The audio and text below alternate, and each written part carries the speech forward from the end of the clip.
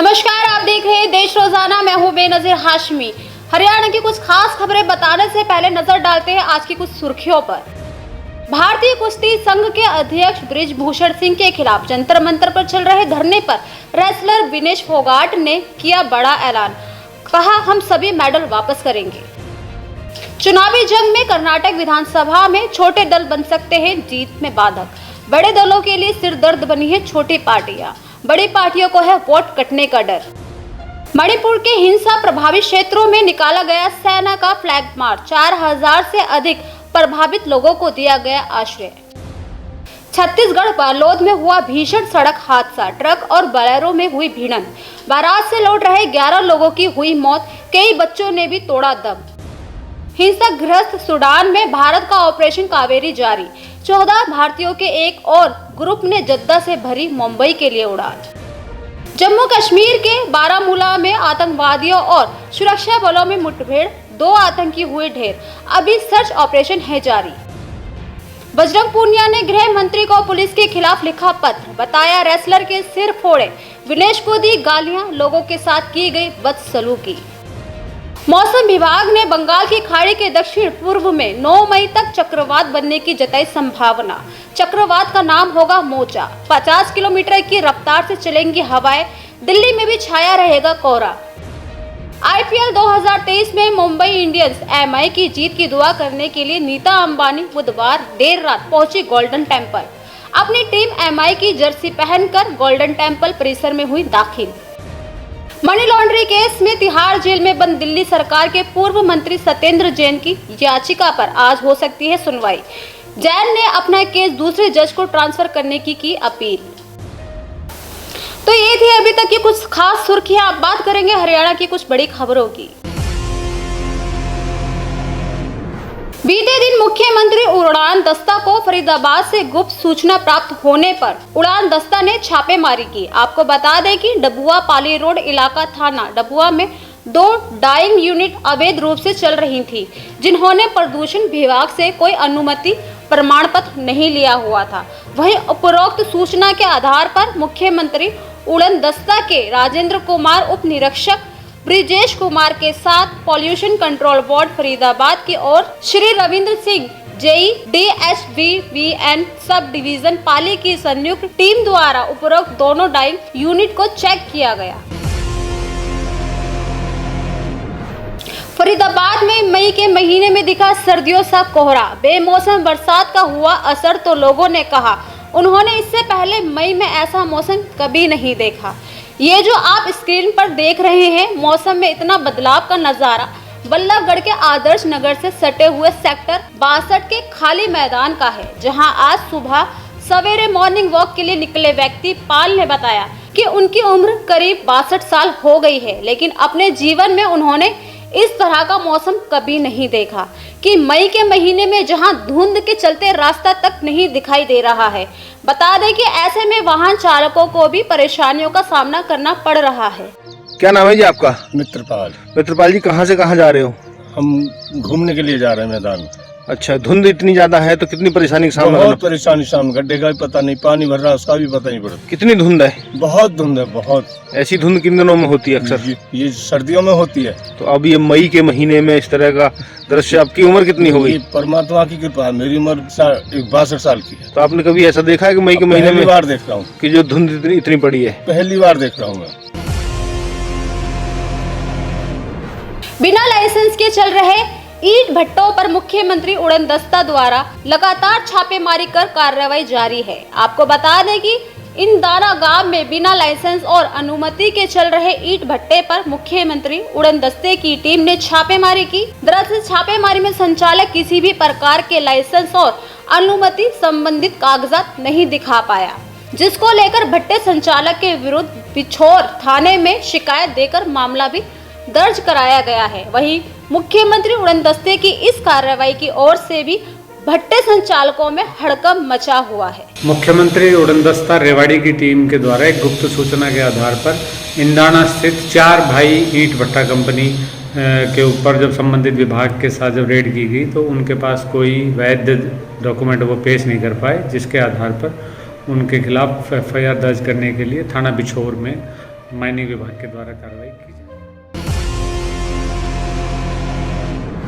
मथुरा जिले से अपनी रिश्तेदारी में भात भरने के लिए फरीदाबाद आ रहे एक ही परिवार के दर्जनों लोग गाड़ी का टायर फटने और गाड़ी पलटने से घायल हो गए। बता दें कि घटना नेशनल हाईवे पर सीकरी गांव के पास की है, जहां बल्लभगढ़ के सिविल अस्पताल में घायलों को दाखिल कराया गया है।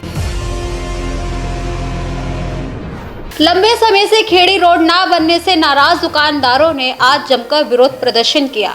बता दें कि मामला फरीदाबाद खेड़ी रोड का है, जहां दुकानदारों ने स्थानीय लोगों के साथ मिलकर पैदल मार्च निकाला और इस सड़क को जल्द से जल्द बनवाने की मांग की। देखिए एक रिपोर्ट।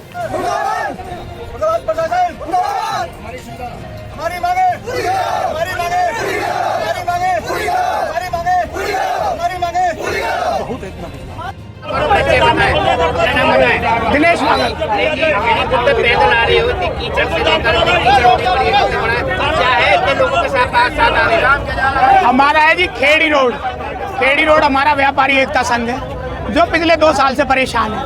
हमारी सड़क तोड़ के डाल दी गई है पिछले 2 साल से, ना उस पर कोई सुनवाई है ना कोई सुनने वाला है। नेताजी को, मंत्री जी को, सबको हमने बोल लिया, लेकिन हमें नहीं कोई टाइम मिलता है, नहीं ये बताया जाता है कि किस कारण से हमें परेशान किया जा रहा है। ये एक राजनीतिक षड्यंत्र है, हमें षड्यंत्र के तहत फंसाया जा रहा है। नेताओं की आपस में रंजिश है और वो हम व्यापारी भाइयों को परेशान कर रहे हैं।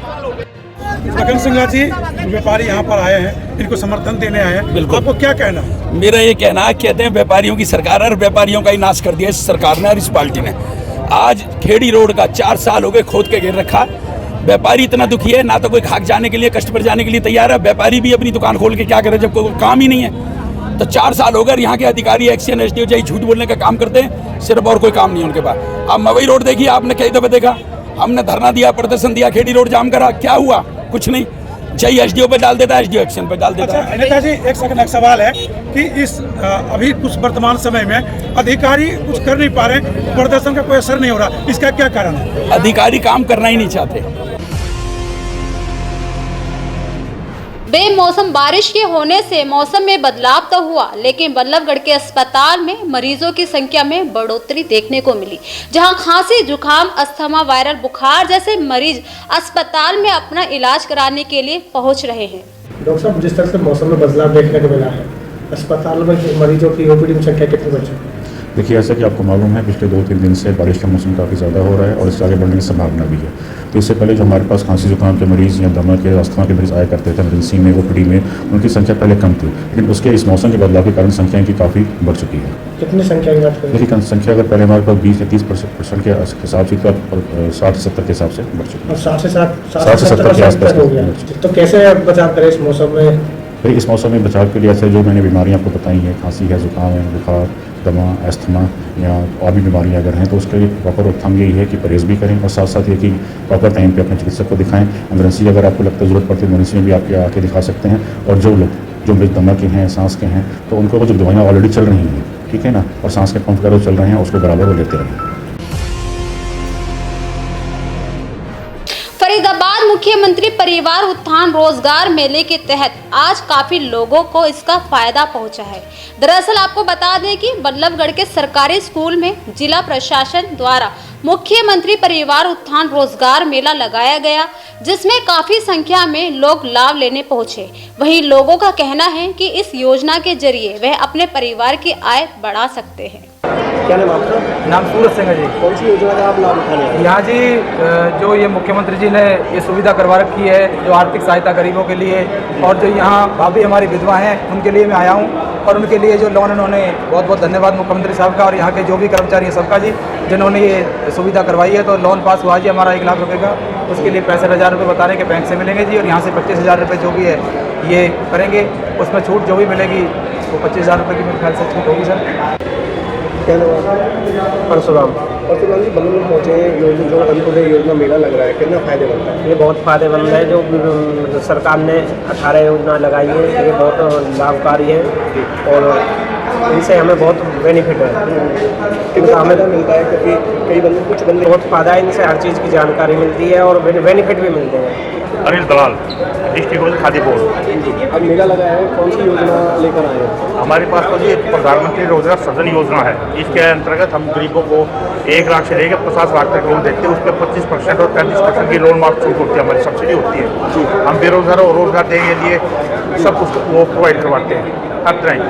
कौन कौन सी योजना पे आप लोन देते हैं, कौन कौन से काम पे लोन देते हैं? भाई हमारे तो मैन्युफैक्चरिंग है और सर्विसिंग है। सर्विसिंग में हम 20 लाख तक का लोन देते हैं।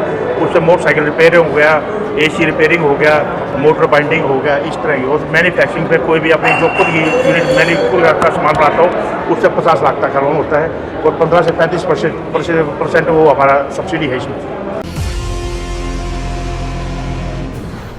तो ये थी अभी तक की कुछ खास खबरें। कल फिर होगी मुलाकात ऐसी ही कुछ खास खबरों के साथ। देखते रहिए देश रोजाना। नमस्कार। हमारे साथ जुड़े रहने के लिए देखते रहिए देश रोजाना का YouTube चैनल सब्सक्राइब कीजिए। साथ ही देश रोजाना की खबरें सबसे पहले देखने के लिए प्रेस कीजिए बेल आइकन।